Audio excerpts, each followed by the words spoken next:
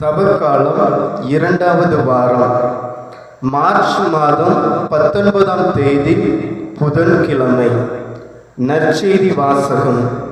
புனித மத்தேயு எழுதிய நற்செய்தியிலிருந்து வாசகம்.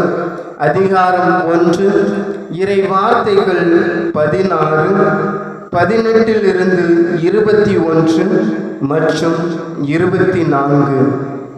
யாக்கோபின் மகன் மரியாவின் கணவர் யோசேப்பு. மரியாவிடம் பிறந்தவரே கிறிஸ்து என்னும் இயேசு. இயேசு கிறிஸ்துவின் பிறப்பையொட்டிய நிகழ்ச்சிகள்.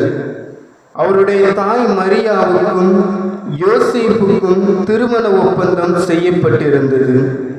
அவர்கள் கூடி வாழும் முன் மரியா கருவுற்றிருந்தது தெரிய வந்தது. அவர் தூய ஆவியால் கருவுற்றிருந்தார்.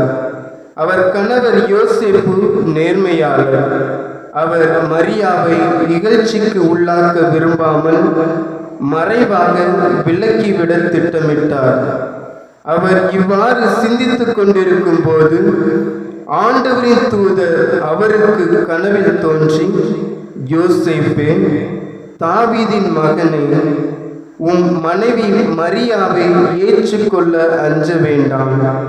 ஏனெனில் அவர் கருவுற்றிருப்பது தூய ஆவியால் தான். அவர் ஒரு மகனை பெற்றெடுப்பார். அவருக்கு இயேசு என பெயரிடுவீர். ஏனெனில் அவர் தம் மக்களை அவர்களுடைய பாவங்களிலிருந்து மீட்பார் என்றார்.